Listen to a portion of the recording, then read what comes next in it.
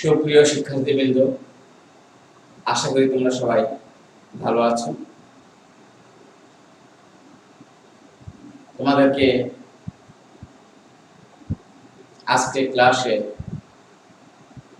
স্বাগত জানাচ্ছি। আমরা আলোচনা করছিলাম পরিবেশ রসায়নের অন্তর্গত গ্যাস সূত্র সমূহ নিয়ে। এরই ধারাবাহিকতায় আজকে আমরা আলোচনা করব ডাল্টনের আংশিক চাপ সূত্র। ডাল্টনের আংশিক চাপ সূত্র যখন দুই বা দুইয়ের অধিক গ্যাস একত্রে মেশানো হবে তখন একটি গ্যাস মিশ্রণ তৈরি হবে। তবে সেক্ষেত্রে এমন গ্যাস নিতে হবে যারা পরস্পর বিক্রিয়া করবে না। তখন ওই গ্যাস মিশ্রণটির মোট চাপ কত হবে? এটি মূলত ডাল্টনের আংশিক চাপ সূত্র। মোট চাপ কিভাবে আমরা বের করব এই সূত্রে তা বলা হয়েছে। তা আমরা সূত্রটা দেখি। আমরা সবাই বোর্ডের দিকে লক্ষ্য করি। নির্দিষ্ট তাপমাত্রায় পরস্পর বিক্রিয়াবিহীন দুই বা ততোধিক গ্যাসের মিশ্রণের মোট চাপ ওই তাপমাত্রায় উপাদান গ্যাস সমূহের আংশিক চাপের যোগফলের সমান। তাহলে আমরা পেয়ে গেলাম যে গ্যাস মিশ্রণের মোট চাপ কত হবে। যে কয়টি গ্যাস নেওয়া হয়েছে সেই কয়টি গ্যাসের আংশিক চাপের যোগফলের সমান। মিনিমাম দুইটা গ্যাস ছাড়া একটা মিশ্রণ তৈরি হবে না। এখন একটি পাত্রে যদি দুইটি গ্যাসকে মেশানো হয় তাহলে ওই গ্যাস মিশ্রণটির মোট চাপ হবে ওই উপাদান গ্যাস দুটির আংশিক চাপের যোগফলের সমান। যদি তিনটি গ্যাস থাকে মিশ্রণের মোট চাপ হবে ওই তিনটি উপাদান গ্যাসের আংশিক চাপের যোগফলের সমান। এখন গ্যাস মিশ্রণ আমরা বিভিন্ন তৈরি করতে পারি। যেমন যদি অনেকগুলো পাত্রকে নল দ্বারা যুক্ত করি পাশাপাশি, সেক্ষেত্রে মিশ্রণ তৈরি হবে। আবার একটি বড় পাত্রে বিভিন্ন গ্যাসকে ঢেলে সেখানেও গ্যাস মিশ্রণ তৈরি করতে পারি। তাহলে আমরা জানলাম যে নির্দিষ্ট তাপমাত্রায় পরস্পর বিক্রিয়াবিহীন দুই বা ততোধিক গ্যাসের মিশ্রণের মোট চাপ হবে ওই তাপমাত্রায় মিশ্রণে যে কয়টি গ্যাস রয়েছে তাদের আংশিক চাপের যোগফলের সমান।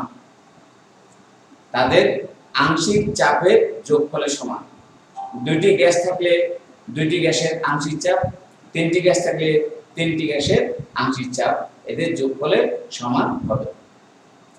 এখন হয়তো তোমরা বলতে পারো যে আংশিক চাপ কি? আংশিক চাপটা হলো যে কয়টি গ্যাস মিলে মিশ্রণটি তৈরি করবে সেই মিশ্রণের অন্তর্ভুক্ত প্রতিটি উপাদান গ্যাস মিশ্রণের সমস্ত আয়তন একাকী দখল করলে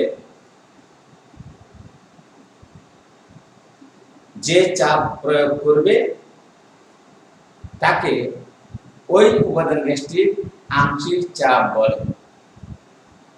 আমি আবার বলছি যে গ্যাস মিশ্রণের অন্তর্গত কোন একটি উপাদান গ্যাস মিশ্রণের সমস্ত আয়তন একাকী দখল করলে যে চাপ প্রয়োগ করে তাকে ওই উপাদান গ্যাসটির আংশিক চাপ বলে।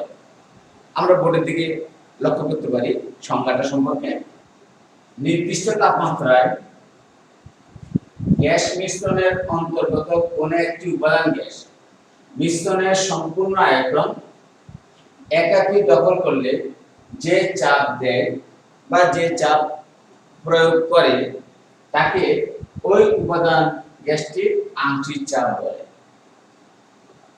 আমি আবার বলছি, একটা পাত্রে 2 বা 3টি গ্যাসের মিশ্রণ আছে।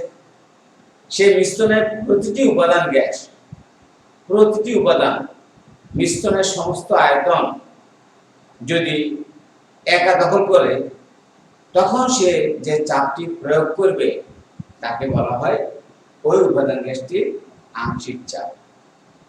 আংশিক চাপের ক্ষেত্রে একটা পাত্রে যখন 2 বা ততোধিক গ্যাস থাকবে, তখন গ্যাসের যে প্রতিটি উপাদান থাকবে, প্রতিটি উপাদান মিশ্রণের সমস্ত আয়তন যখন একা দখল করবে, সে অবস্থায় ওই উপাদানটি পাত্রের দেয়ালে যে ধাক্কা দেয় বা যে চাপ দেয়, সেই চাপটাই ওই উপাদান গ্যাসটির আংশিক চাপ। আর মিশ্রণে মোট চাপ হবে যে কয়টি উপাদান থাকবে তাদের। আমরা এখন একটি উদাহরণের মাধ্যমে ডাল্টনের আংশিক চাপ সূত্রটি ব্যাখ্যা করব। ভি আয়তনে একটি পাত্র নেওয়া হলো, তার মধ্যে এ ও বি দুটি গ্যাস রাখা আছে। তবে শর্ত হচ্ছে এ ও বি গ্যাসদ্বয় পরস্পর সাথে কোনো বিক্রিয়া করতে পারবে না। এই ভি আয়তনের পাত্রটিতে এর মোল সংখ্যা হচ্ছে Na এবং বি এর মোল সংখ্যা হচ্ছে Nb। আমরা এটা ধরে নেব যে আদর্শ গ্যাস মানে গ্যাস মিশ্রণে প্রতিটি উপাদান গ্যাস এবং গ্যাস মিশ্রণ সকলেই আদর্শ গ্যাস সমীকরণ মেনে চলবে। আবার বলছি, এক্ষেত্রে যে উপাদানগুলো নিয়ে আমরা গ্যাস মিশ্রণ তৈরি করেছি, সেই প্রতিটি উপাদান এবং সামগ্রিকভাবে এই গ্যাস মিশ্রণটি সকলেই আদর্শ গ্যাস সমীকরণ মেনে চলবে। এখন আমরা এর সাহায্যে ডাল্টনের আংশিক চাপ সূত্রটি প্রমাণ করব, গাণিতিক প্রমাণ।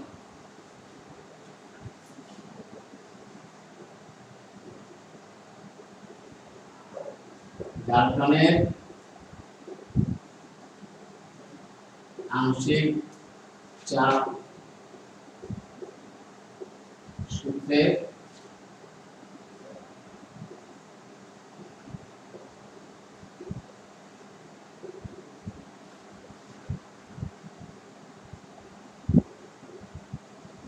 এই গ্যাসের ক্ষেত্রে কি লেখা যাবে? PA V সমান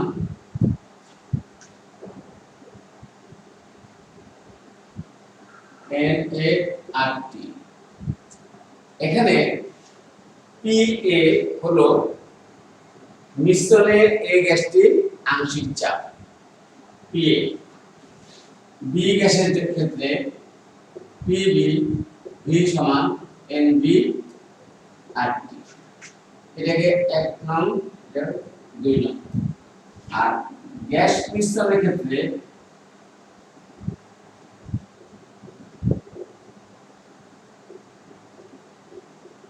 PB সমান হচ্ছে nRT, 3 নং। এখন 1 নং যোগ 2 নং সমীকরণকে আমরা পাই PA V প্লাস PBV সমান RT কমন নিলে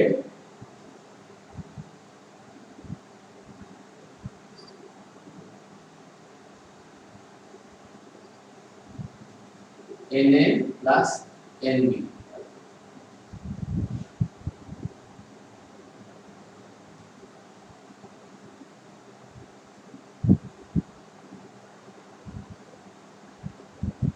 ভি যদি আমরা কিছু কমন নিই PA plus PB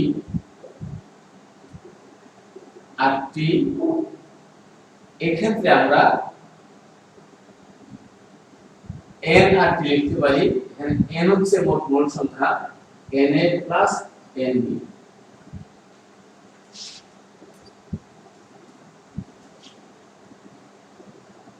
PA plus PB সমান N R T by V. এটাকে 4 নং সমীকরণ দিই। এখন 3 নং সমীকরণকে যদি আমরা একটু মডিফাই করে লিখি, পিবি সমান এন আর টি বা পি সমান N R T by V. তোমরা দেখতে পাচ্ছ যে N R T by V, এখানে N R T by V এই মানটি যদি আমরা 4 নং সমীকরণে বসাই তাহলে কি পাবো? এর একটা নাম দিলাম 5। এখন 4 ও 5 নং থেকে লেখা যায়, আমরা কি পাচ্ছি? এই দুইটা সেম, তাহলে a এর সমান এটা, অর্থাৎ pa প্লাস pb সমান হচ্ছে p, অর্থাৎ p সমান হচ্ছে pa প্লাস pb। তাহলে আমাদের ডাল্টনের আংশিক চাপ সূত্রটি প্রমাণিত হলো, অর্থাৎ মিশ্রণের মোট চাপ সমান উপাদান গ্যাসগুলোর আংশিক চাপের যোগফলের সমান। মিশ্রণের মোট চাপ উপাদান গ্যাসগুলো আংশিক চাপের যোগফলের সমান আমরা পেয়ে গেলাম। এভাবে ডাল্টনের আংশিক চাপ সূত্রটিকে প্রমাণ করা সম্ভব। এবার আমরা একটি গাণিতিক সমস্যা নিয়ে ডাল্টনের আংশিক চাপ সূত্রটির প্রয়োগ দেখব, অর্থাৎ ডাল্টনের আংশিক চাপ সূত্রের সাহায্যে আমরা গাণিতিক সমস্যার সমাধান করব। এই যে গ্যাস মিশ্রণের মোট চাপ নির্ণয় করব, এটি আমরা দুই ভাবে করতে পারি। একটা হচ্ছে মিশ্রণের প্রতিটি উপাদানের আংশিক চাপ বের করে তার যোগ করব, অথবা আরেকটি সূত্র আছে সরাসরি বের করা, সেই সূত্রের সাহায্যে আমরা করতে পারব।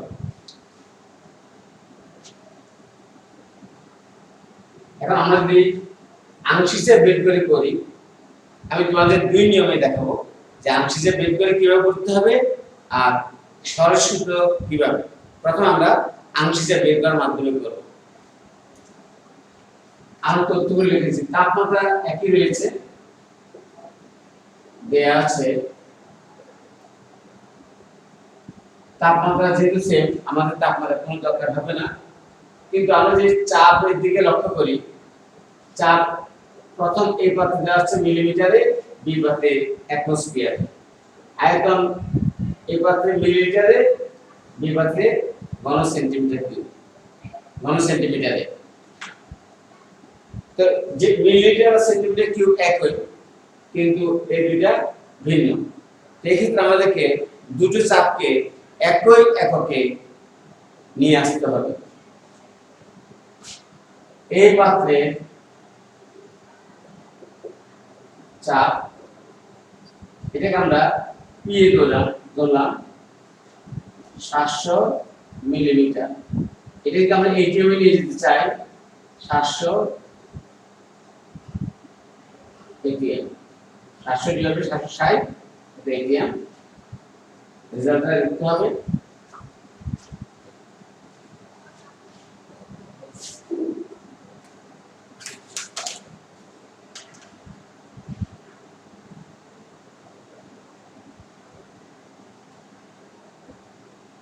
আমরা দশমিকের পরে 4 পর্যন্ত লিখব 0.9210, 0.921 এটিএম।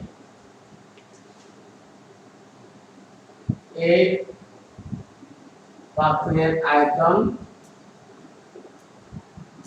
VA 600 মিলিলিটার, বি পাত্রে চাপ PB 1.05 atm, B পাত্রের আয়তন BB 450 cm³ আর মিলিলিটার একই। ধরি A ও B পাত্রে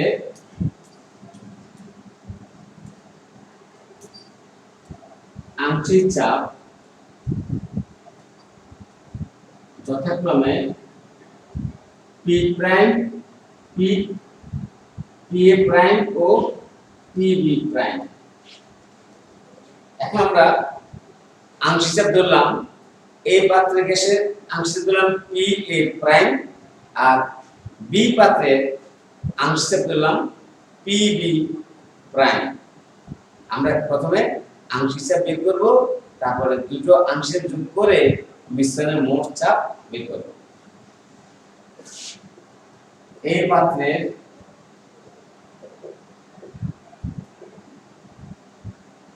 আংশিক চাপ নিয়ে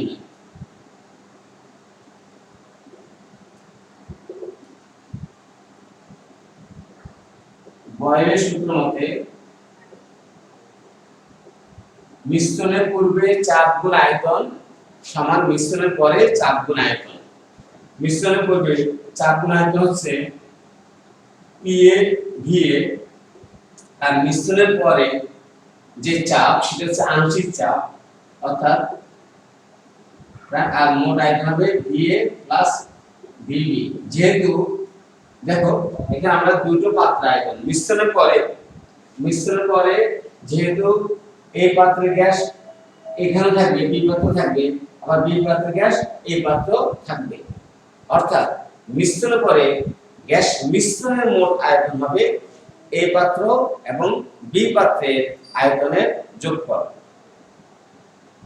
এটি মনে রাখতে হবে।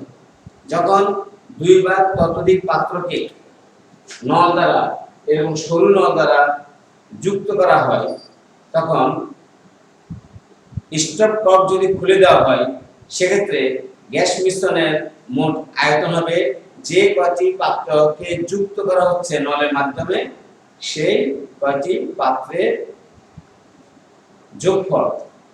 আয়তনের যোগফল হবে গ্যাস মিশ্রণের মোট আয়তন। P প্রাইম সমান কি হবে?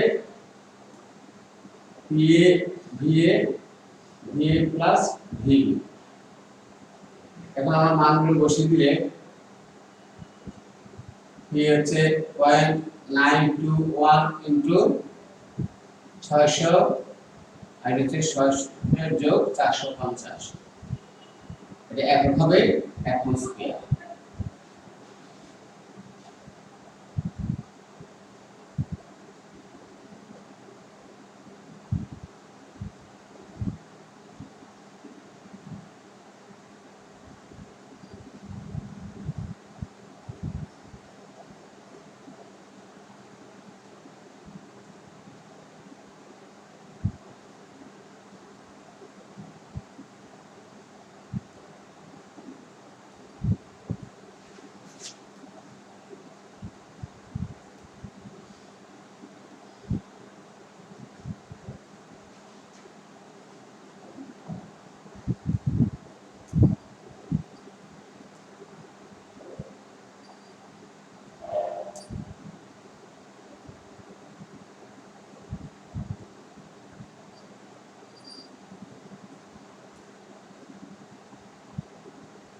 and 5 to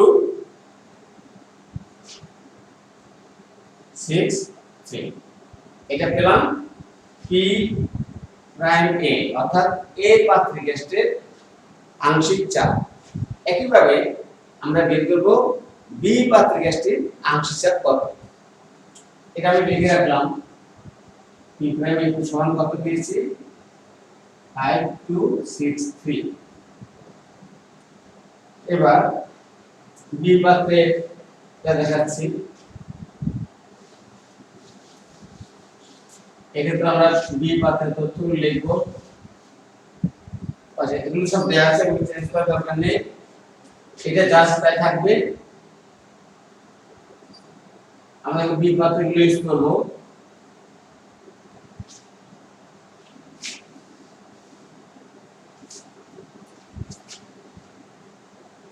বি পাত্রে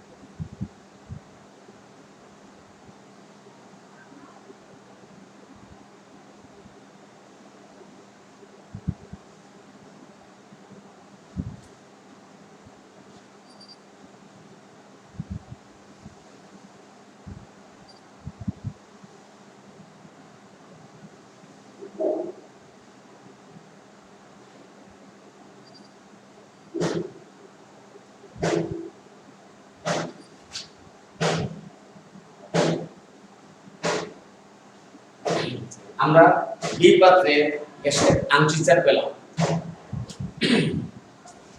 বি পাত্রে গ্যাসের আংশিক পেয়েছি, পি প্রাইম বি পেয়েছি 1.4 atm।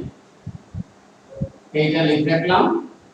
এবার আমাদের গ্যাস মিশ্রণের মোট চাপ বের করব আমরা।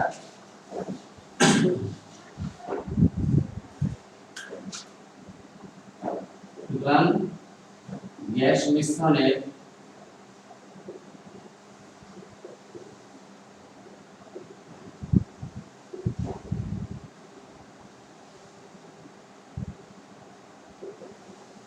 P prime A P prime B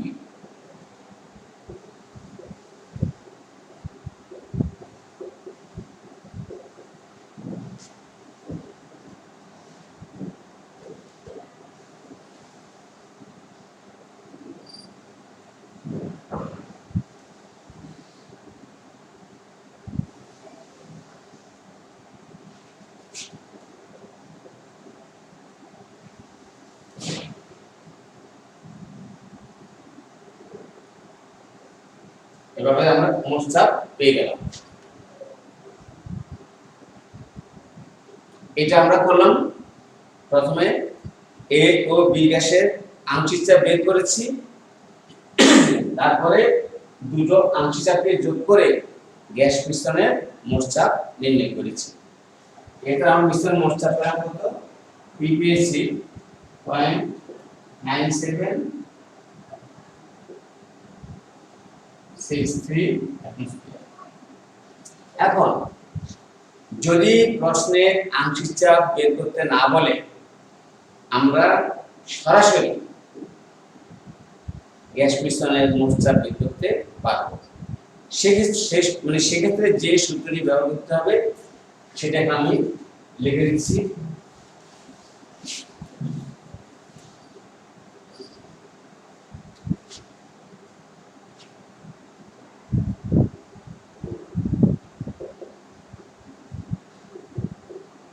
PV সমান PA VA plus PB V। এখানে দুইটি যদি আরো থাকতো আমরা বলে লিখতাম। এখানে V হচ্ছে গ্যাস মিশ্রণের মোট আয়তন, অর্থাৎ এক্ষেত্রে VA প্লাস VB, এক্ষেত্রে হবে এটা। তাহলে এখানে P সমান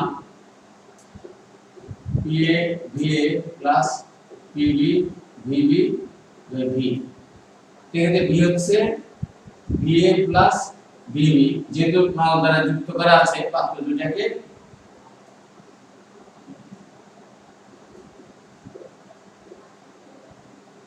তো মান বসিয়ে দিলে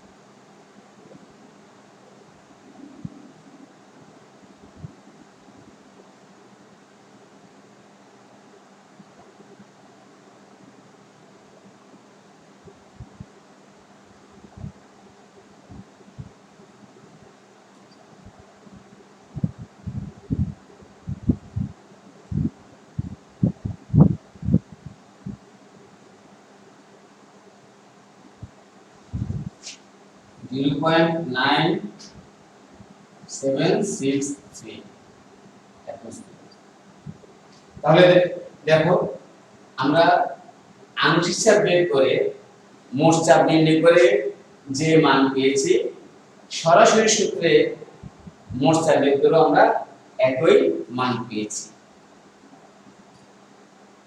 অতএব তোমরা এই দুটো নিয়মে যে কোনো একটি নিয়মে করলেই তোমাদের অঙ্ক সঠিক হবে। আংশিক চাপ বের করার নিয়মে করতে পারলে সুবিধাজনক এই কারণে যে যদি প্রশ্নে আংশিক চাপ বের করতে বলে তাহলে সেই নিয়মটি জানা হয়ে গেল। আর আংশিক চাপের সাহায্যে মোট চাপ নির্ণয় করা এটা ডাল্টনের সূত্রকে বেশি সমর্থন করবে। এছাড়া যদি সরাসরি মিশ্রণের মোট চাপ বের করতে বলা হয়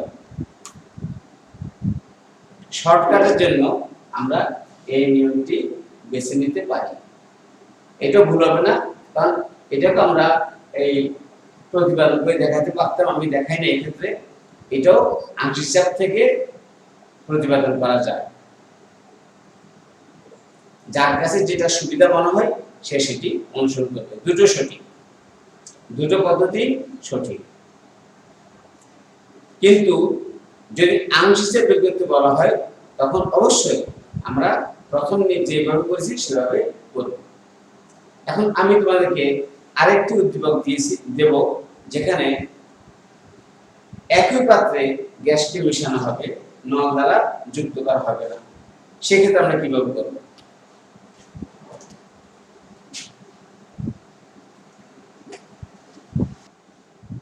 সুপ্রিয় শিক্ষার্থী, এখন আমরা অন্য একটি উদ্দীপক নিয়ে কথা বলবো যেখানে তিনটি পাত্র দেয়া আছে, দুইটি পাত্রে গ্যাস আছে, আরেকটি পাত্র রয়েছে সেটি ফাঁকা। সে ফাঁকা পাত্রে উদ্দীপকে যে দুইটি গ্যাস আছে এ এবং বি, এই দুইটি এখানে মিশানো হলো। তাহলে সি পাত্রে যেটি প্রথমে ফাঁকা ছিল সে পাত্রে গ্যাস দুটি মেশানো হলো। মেশানোর পরে আমাদের কোশ্চেনে চাওয়া হয়েছে সি পাত্রে মিশ্রণের মোট চাপ নির্ণয় করো। অর্থাৎ আমরা এখানে দেখেছি যে সবগুলো তাপমাত্রা দেওয়া আছে 25 ডিগ্রি সেলসিয়াস। সে অবস্থায় গ্যাস মিশ্রণের মোট চাপ নির্ণয় করতে বলা হয়েছে।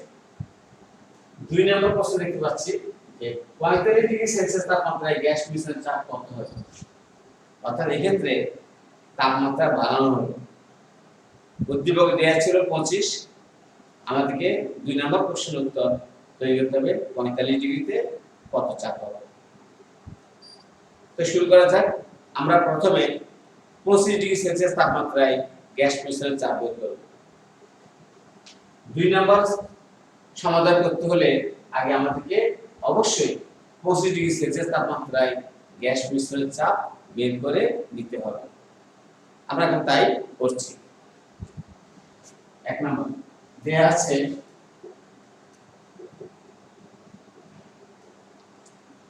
এখানে দেখো, তো এই পাত্রের চাপটা দেওয়া আছে কিলো প্যাসকেলে, বি পাত্রের চাপটা দেওয়া আছে 1 মিলিমিটার।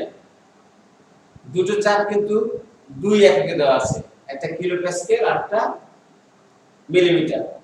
আমরা যথারীতি দুটো চাপকে এক জাতীয় এককে পরিণত করব। আমরা এই ক্ষেত্রে অ্যাটমসফিয়ারে দুটোকে নিয়ে যাব। আয়তন 1 লিটার 1 সেন্টিমিটার কিউব। এখানেও দুটো দুই এককে দেওয়া আছে, আমরা দুটোকে লিটার নিয়ে যাব। দুটো এক জাতীয় করব। দেয়া আছে এই পাত্রের গ্যাসের চাপ পি এ সমান 95 কিলো প্যাসকেল। এটা যদি আমরা অ্যাটমসফিয়ারে নিই তাহলে আমাদের ভাগ করতে হবে 101.325 দ্বারা, কারণ 1 অ্যাটমসফিয়ার সমান 101.325 কিলো প্যাসকেল। 95 ভাগ 101.325 0.9375 0.9375 অ্যাটমসফিয়ার। এটা পেয়ে গেলাম। এই পাত্রের গ্যাসের আয়তন VA 0.6 লিটার, তার গ্যাসটা লিটার দেওয়া আছে। বি পাত্রের গ্যাসের চাপ PB 600 মিলিমিটার পার মাত্রায়। এটাকে আমরা অ্যাটমসফিয়ার নেব। এক্ষেত্রে আমাদেরকে 760 দ্বারা ভাগ করতে হবে।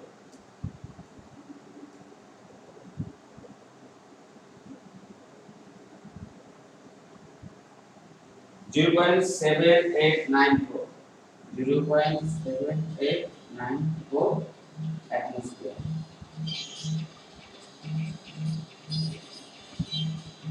বি পাত্রের গ্যাসের আয়তন VB 500 cm3, এটাকে লিটার নিলে 0.5 লিটার।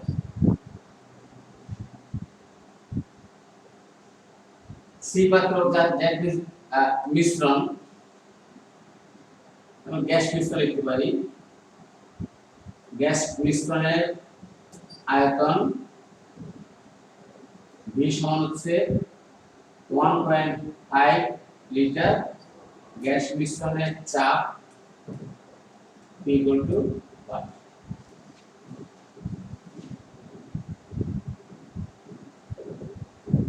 আমরা জানি PV সমান PA VA plus PB VB।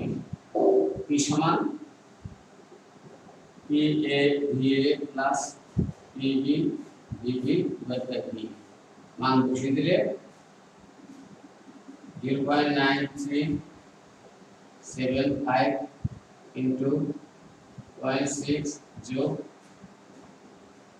0.7894 into 0.5 into 1.5। যেহেতু মিশ্রণের আয়তন 1.5 লিটার, এখন আমরা এই ক্যালকুলেশনটা করছি 0.9375 into 0.6 plus 0.7894 into 0.5 divided by 1.5. 0.6381. 0.6381 একক অ্যাটমসফিয়ার। আরেকবার একটু মিলে দেখছি। 0.9375 into 0.6 plus 0.7894 into 0.5 ভাগ 1.5 0.6381। ওকে, আমরা মিশ্রণের চাপ পেয়ে গেলাম। এটা পেয়েছি কোন তাপমাত্রায়? এটা উদ্দীপকের যে তাপমাত্রায় দেওয়া আছে অর্থাৎ 25 ডিগ্রি সেলসিয়াস তাপমাত্রায় আমরা গ্যাস মিশ্রণের চাপ পেলাম। এবার আমরা দ্বিতীয় যে প্রশ্নটি রয়েছে সেটা সমাধান করব। দ্বিতীয় প্রশ্নটি রয়েছে 45 ডিগ্রি সেলসিয়াস তাপমাত্রায় গ্যাস মিশ্রণের চাপ কত হবে নির্ণয় করো। এটা করতে হলে আমি আগে বলেছি আমাদেরকে উদ্দীপকের তাপমাত্রায় মিশ্রণ চাপটি বের করতে হবে। অর্থাৎ দ্বিতীয় অঙ্কটি করতে হলে আমাদের আগে প্রথম অংশটি করে নিতে হচ্ছে। তো যেটা আমরা এক নম্বরের জন্য করেছি আমরা এটা পেয়ে গেছি, এখন আমরা দ্বিতীয় অঙ্কটা সলভ করব। এটা আমরা প্রথমে পেলাম, এটা আমি লিখে রাখলাম, এটাকে এটা লিখে রাখলাম 0.6381। এরপরে যে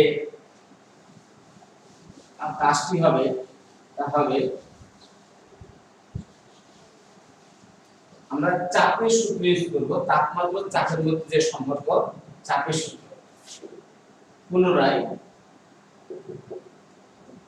গ্যাস মিশ্রণের প্রাথমিক তাপমাত্রা টি প্রাইম ধরি, এটাকে আমরা এবি না ধরে 25 যোগ 273, আমি নিচে লিখছি তাপমাত্রা টি প্রাইম সমান 25 যোগ 273 298 কেলভিন। গ্যাস মিশ্রণের শেষ তাপমাত্রা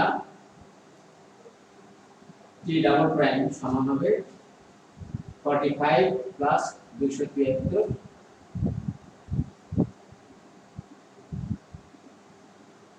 318 কেলভিন। গ্যাস মিশ্রণের প্রাথমিক চাপ যেটা আমরা পেয়েছি এটাকে পি প্রাইম বললাম 0.6381 0.6381 অ্যাটমসফিয়ার। গ্যাস মিশ্রণের শেষ চাপ P double prime equal to 1।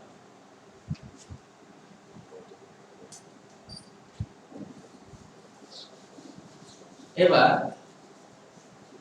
আমরা চাপের সূত্র লিখব। আমরা জানি P prime by T prime সমান P double prime by T double prime. এটা হচ্ছে চাপের সূত্র। স্থির আয়তনে চাপের সাথে তাপমাত্রার সম্পর্ক। এখান থেকে আমাদেরকে পি ডাবল প্রাইম আমরা বের করব। তাহলে এই দুটো গুণ হবে P prime T double prime divide by T prime. আমরা মান বসিয়ে দিচ্ছি। পি প্রাইম পেয়েছি 0.6381 ইনটু টি ডাবল প্রাইম হচ্ছে 318 আর টি হচ্ছে 298।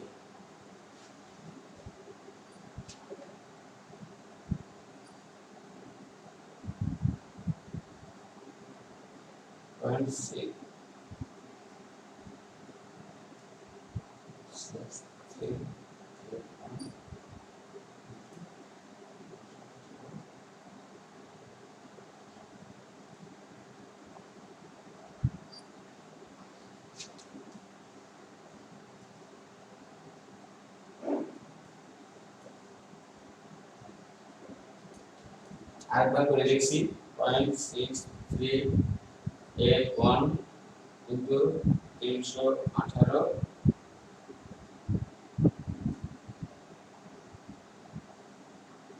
ভাগ 298 0.6809 অ্যাটমসফিয়ার আমরা পেয়ে গেলাম। অর্থাৎ তাহলে বর্ধিত তাপমাত্রায় অর্থাৎ 45 ডিগ্রি সেলসিয়াস তাপমাত্রায় 45 ডিগ্রি সেলসিয়াস তাপমাত্রায় গ্যাস মিশ্রণের চাপ হবে 0.6809 অ্যাটমসফিয়ার। এখন আমরা যদি এই দুটো চাপের সাথে কম্পেয়ার করি, প্রথমে চাপ ছিল 0.6381, পরে হলো 0.6809। অর্থাৎ আমরা যদি লক্ষ্য করি দেখতে পাচ্ছি যে চাপ বৃদ্ধি পেয়েছে। চাপ বৃদ্ধি পেয়েছে, কেন বৃদ্ধি পেয়েছে? যেহেতু তাপমাত্রা বৃদ্ধি করা হয়েছে সেহেতু চাপ বৃদ্ধি পেয়েছে। তাহলে তাপমাত্রা বৃদ্ধির সাথে যে চাপ বৃদ্ধি পায় সেটা প্রমাণ হয়ে গেল। তাপমাত্রা বাড়লে চাপ বাড়বে যদি আয়তন স্থির থাকে। তো শিক্ষার্থী বন্ধুরা, আমরা আজকে ডাল্টনের আংশিক চাপ সূত্র এবং তার কিছু গাণিতিক সমাধান নিয়ে আলোচনা করলাম। আশা করি তোমরা বুঝতে পেরেছো।